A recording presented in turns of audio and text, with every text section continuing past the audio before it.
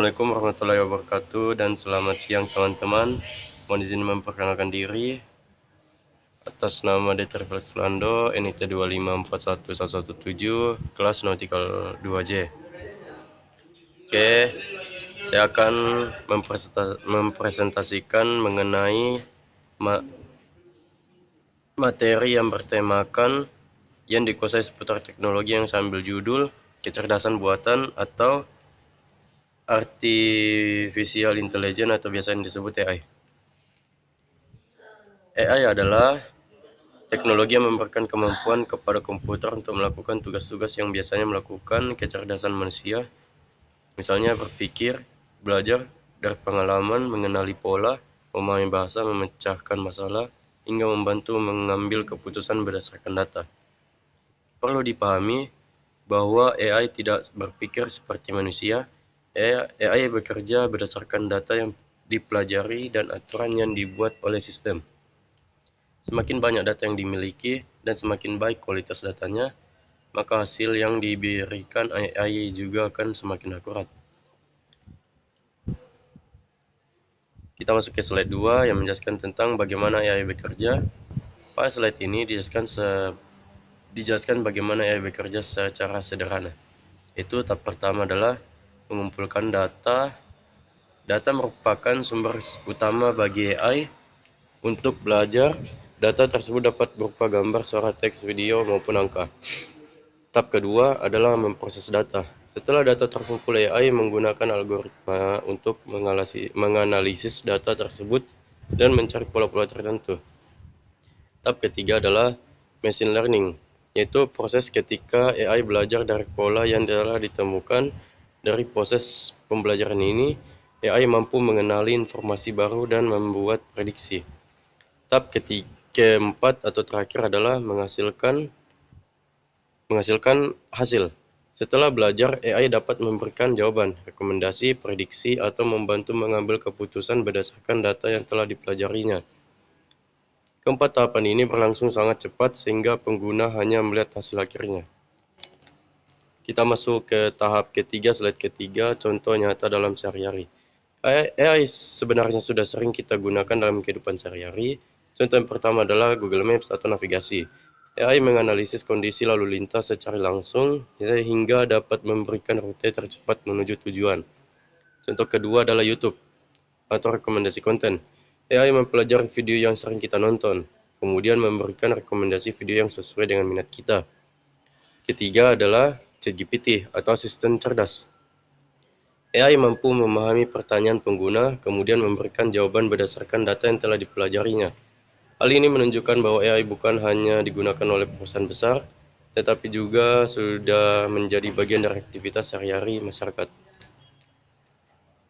Kita masuk ke sejarah singkat AI atau slide 4. Sejarah AI dimulai sejak tahun 1950. Salah satu tokoh penting adalah Alan Turing yang mengembangkan gagasan bahwa suatu hari nanti mesin dapat meniru cara berpikir manusia. Kemudian pada tahun 1956, istilah Artificial Intelligence diperkenalkan oleh John McCarthy dalam sebuah konferensi. Karena kontribusinya tersebut, beliau dikenal sebagai Bapak AI.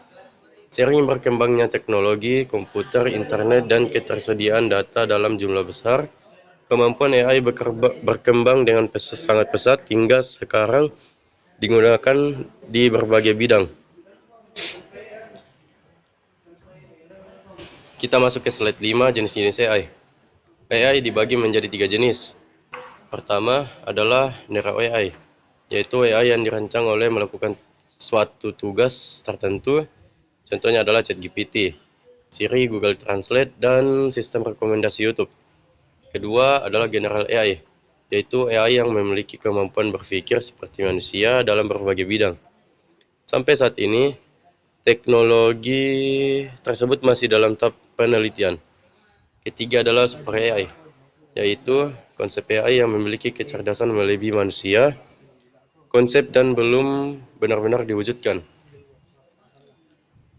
Kita masuk ke slide 6, yaitu penerapan AI. AI telah diterapkan di berbagai bidang kehidupan. Yang pertama itu dalam bidang pendidikan. AI membantu mencari referensi, membuat ringkasan materi, dan menerjemahkan bahasa. Yang kedua dalam bidang kesehatan. AI membantu dokter menganalisis hasil pemeriksaan sehingga diagnosis dapat dilakukan lebih cepat. Yang ketiga dalam dunia bisnis. AI digunakan untuk menganalisis perilaku konsumen, memberikan rekomendasi produk, dan melayani pelanggan melalui chatbot selama 24 jam. Yang keempat dalam bidang transportasi, AI membantu navigasi, mengurangi kemacetan, dan mendukung perkembangan kendaraan pintar. Sedangkan dalam dunia pelayaran atau dalam bidang yang kelima atau dunia pelayaran, AI membantu menentukan rute kapal yang lebih efisien, memantau kondisi mesin secara real time, dan meningkatkan keselamatan navigasi. Kita sebagai taruna pelayaran, kita perlu memahami perkembangan AI karena teknologi ini akan semakin banyak digunakan pada kapal modern. Kita masuk ke slide 7, AI digunakan di dunia pelayaran. Pada dunia pelayaran, AI memiliki beberapa manfaat penting. Pertama, optimasi rute kapal. AI dapat menghitung kondisi cuaca, arus laut, arah angin, dan konsumsi bahan bakar sehingga kapal dapat memilih jalur yang paling efisien. Kedua, pemantauan mesin kapal. AI dapat mendeteksi tanda-tanda kerusakan mesin lebih awal sehingga perawatan dapat dilakukan sebelum terjadi kerusakan yang lebih besar. Ketiga, keselamatan navigasi. AI membantu mendeteksi kapal lain maupun bahaya di sekitar kapal sehingga memberikan informasi tambahan kepada nahkoda saat mengambil keputusan. Walaupun demikian, AI hanya berfungsi sebagai alat bantu, keputusan akhir tetap berada pada manusia, terutama nahkoda dan awak kapal. Kita masuk ke kelebihan AI, ke slide 8. AI memiliki banyak kelebihan. AI dapat bekerja selama 24 jam tanpa mengalami kelelahan. AI mampu memproses data dalam jumlah yang sangat besar hanya dalam waktu singkat. AI juga mampu mengurangi kesalahan manusia pada pekerjaan yang bersifat rutin dan berulang. Selain itu, AI dapat meningkatkan produktivitas serta membantu pengambilan keputusan melalui analisis data yang lebih cepat dan lebih akurat. Karena berbagai kelebihan tersebut, banyak perusahaan mulai menerapkan AI dalam kegiatan operasionalnya. Kita masuk ke slide 9, yaitu kekurangan dan tantangan AI. Di samping memiliki banyak manfaat, AI juga mempunyai beberapa tantangan. Yang pertama adalah ketergantungan pada data. Jika data yang digunakan tidak lengkap atau salah, maka hasil yang diberikan AI juga dapat menjadi kurang akurat. Yang kedua, AI tidak memiliki emosi maupun empati seperti manusia. Oleh karena itu, keputusan penting tetap memerlukan pertimbangan manusia. Yang ketiga adalah risiko penyalahgunaan, seperti pembuatan berita palsu, video deepfake, dan pelanggaran privasi. Selain itu, perkembangan AI juga dapat menggantikan beberapa pekerjaan yang bersifat rutin. Oleh sebab itu, manusia harus terus meningkatkan keterampilan agar mampu mengikuti perkembangan teknologi. Kita masuk ke slide 10, slide terakhir yaitu kesimpulan. Sebagai kesimpulan, artificial intelligence merupakan teknologi yang memungkinkan komputer meniru sebagian kemampuan berpikir manusia. Saat ini, AI telah digunakan dalam berbagai bidang seperti pendidikan, kesehatan, bisnis, transportasi, dan juga pelayaran. AI mampu meningkatkan efisiensi, produktivitas, dan membantu pengambilan keputusan. Namun, AI juga memiliki beberapa tantangan sehingga harus digunakan secara bijaksana dan bertanggung jawab. Sebagai taruna pelayaran, kita harus mempelajari AI agar siap menghadapi perkembangan teknologi di kapal modern.